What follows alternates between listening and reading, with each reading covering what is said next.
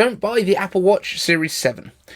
Here's why. I'm iUpdate, and I simplify Apple so that everything just works for you. And if you want the latest Apple news, leaks and rumours every weekday at 12 UTC, like this video, subscribe to my channel and ring my bell. So, the Apple Watch Series 7 appears to be a cobbled together mess of parts, which includes the flat OLED panel that was gonna go into the new design, the old Series 6 chip, and a quickly produced new front glass. Now, this is an absolute mess, and in yesterday's video, I think it was, I said that I would expect that John was going to come out and say, you know, Apple would be releasing some stuff that was kind of designed to trip them up, and trying to identify some of these leak sources.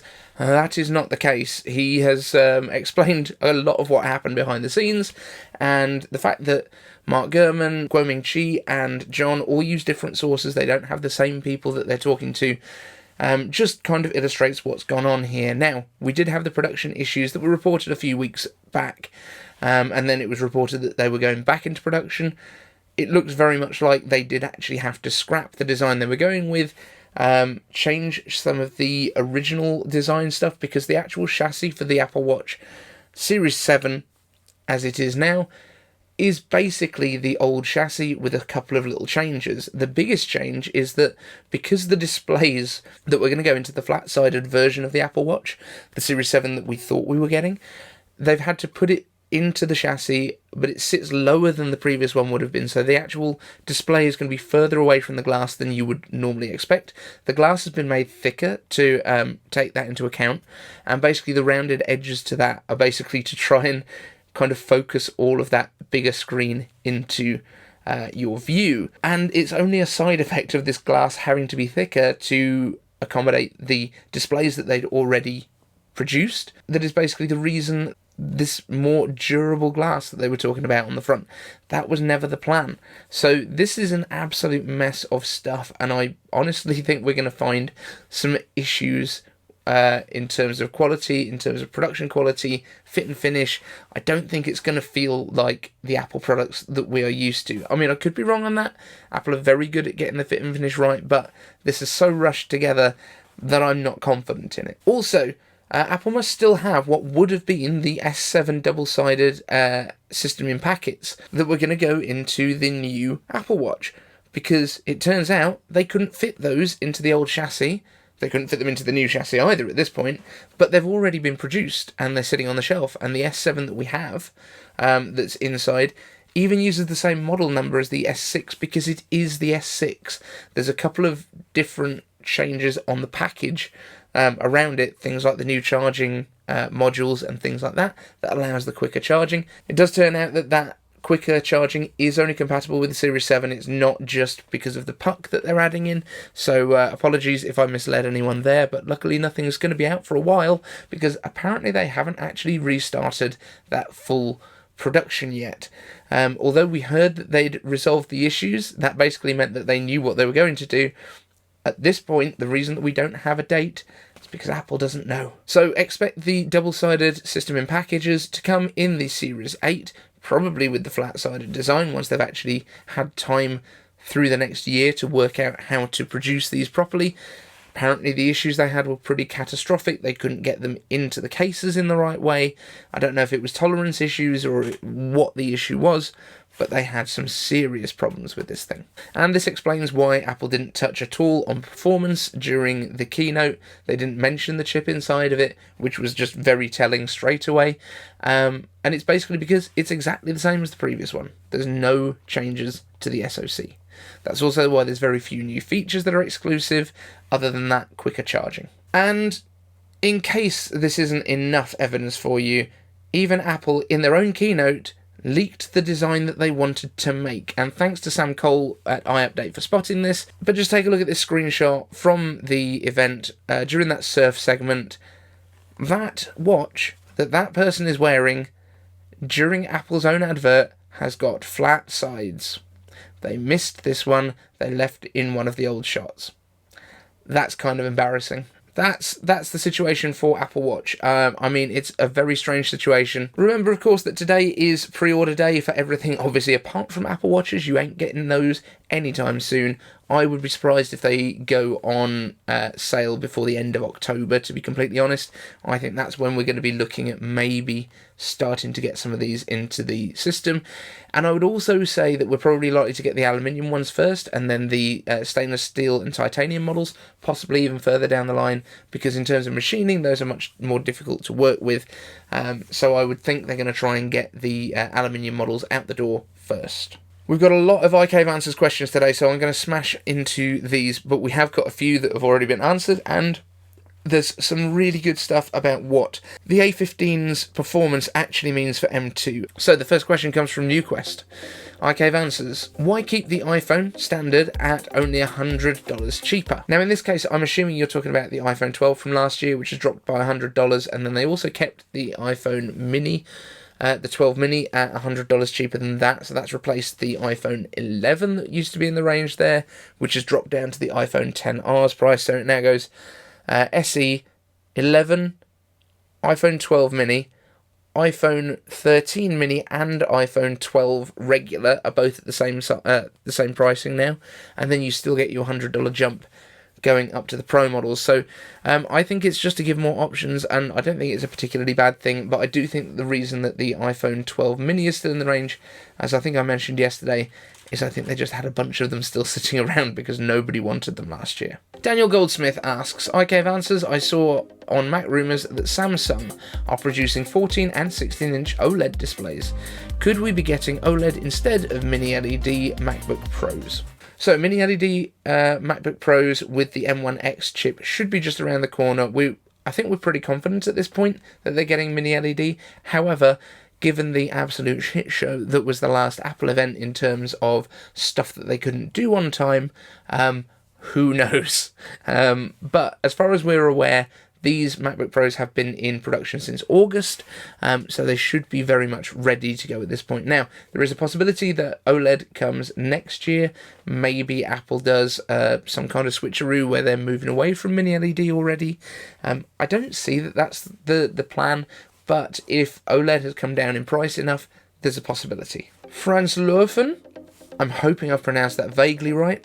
iCave Answers, what does the A15 performance boost mean for the M2? Let me just pull up some comments from someone else in our chat, because as you guys know, you guys are the best people in the world in terms of YouTube audience, so I'm just going to angle you around a little bit here, and I'll throw it up on the screen properly anyway, but right over here, Dragons in Genesis podcast was asking about this, and given the single core increase that we got between A14 and M1 last year, about 15.5%, that would put the M2 single core score at somewhere around 2000, which is epic. So Evan Rogers has then said as well that we're going to get the M2 with the 10 core GPU, which is going to be pretty amazing as well. So that we're going to be looking at 55% gains, which is what we've had on the Pro iPhones. So that would put the metal score into between 32,000 and 35,000, which is basically what I was saying. I think I said about 30,000, just over 30,000 when we were talking about this a couple of weeks back. So, yeah, it's going to be pretty cool. Once we've actually got the A15s in hand and we've got some real testing going on, because remember, there's always some variation from chip to chip to chip, because there's always slight flaws in different chips, and we really need to wait until we've got more than a couple of scores in order to get a good average and a baseline to know exactly what the performance is going to be like across the board, as opposed to we might just have an exceptional chip here, an exceptional chip there. For example, MacRumors is reporting that the A15 is about 21% faster in multi-core based on the Geekbench scores that they've seen. We were saying about 18% yesterday because of the ones that had come out at that point. So we just need to kind of wait a couple more days until we've got a few more benchmarks that are out there, because we need to get like an average baseline of what this performance is really like, rather than looking at the outside edges. But it looks like somewhere in the region of 20% on the A15 over the A14, which is a great boost in performance. I am definitely optimistic for M2. Team Kinetix asks, I gave answers. Is it now safe to say that 2021 is the S year to top all S years? Until we get the M1X machines, I'm feeling very meh about this year. Is it fair to say that Apple have some excellent products, they just haven't released any truly exciting products yet this year? I would say so. I think the new iMacs and just kind of revealing their new design direction was very exciting, but in terms of performance, it was the M1 that we'd already seen, so I agree with you on that point. I think bringing M1 and that kind of performance to the iPad Pro, also kind of exciting, although it is basically A14X, which is what we would have expected. This year, I think the cinematic video has been incredibly exciting for the iPhones, but again, it's a software feature based on what the SoCs can do, and I do think that once we see updates to Final Cut and iMovie, we'll actually be able to see what people can really do with these features in terms of what's been recorded, and then being able to change that bokeh in post. If you can do that on the desktop, that's going to be even better, especially because you can kind of slow down those transitions a little bit. I think the thing that made them look kind of phone footagey is that the transitions were really quite quick between the focus levels. And obviously this is computer bokeh. I think everything's recorded sharp and then bokeh out where it needs to be, because you can't get that detail back. So that's my thought. But yeah, the M1X is definitely the most exciting thing to be coming this year. They'd better be coming this year. Steed Scotia asks, I gave answers. Hi Dave, now that the mid-priced iPad Air is by far the least attractive given the massive upgrades to the models below it, do you think that we could see an updated model in the event this fall? I think if they were going to update the iPad Air, they would have done it already. It would have come at the same event as the others, so I don't see that it's coming. It could be that they're waiting until a March event. I don't see why they would, though. I just wish they would find a way to use the same logic board for the iPad mini and the iPad Air, because basically it's the same product with a slightly different sized display, different sized batteries. Other than that, this should be the same model. So I think that is what I would like to see in future, is that when they update one, they both get updated together. Just makes sense to me, but yeah, I don't think we're going to see an update to it right now. But I think we could well see one either in early part of next year, or maybe they'll just wait until next fall and then hopefully start updating these annually, the same as the iPhones, because it just makes sense. If they're making the chips anyway, just put it into everything. Steve Scotia also asks, I gave answers. Hi Dave, not my intention to promote another YouTuber on your channel, but have you viewed Max Tech's explanation on why the Apple redesign of the watch was cancelled? Wondering what your take is on this, as there are also rumours that Apple arranged the leaks as a sting to weed out the sources. So yeah, obviously we've covered this earlier in the episode. I have watched Max's one. I was actually watching it while I was compiling all of the answers for today. Yeah, my take is kind of more based on what John Prosser's been saying, but yeah, it kind of lines up exactly with what Max thinks, and a few others, to be fair. James Apple asks, so what is your best guess of when the Apple Watch Series 7 will come out, because it hasn't been site refreshed, nor a release date for it? So, as I said up front, I think we're probably going to be looking at late October before it ships. It normally takes about 6 weeks for a product to go from mass production into shipping, and as far as we know, it hasn't even gone into mass production yet, so it could even be early November. But I think they'll probably announce at the next event, which I think will be October the 12th, what date you'll be able to start pre-ordering from, which will probably be the end of October, probably be not that Friday, but the Friday after, and then you might get it shipped the week after that. So yeah, kind of around Halloween, I think, is when we'll see this Frankenstein watch appropriately. And that's it for today's show, guys. Thank you so much for watching, and we will join you again in the next one.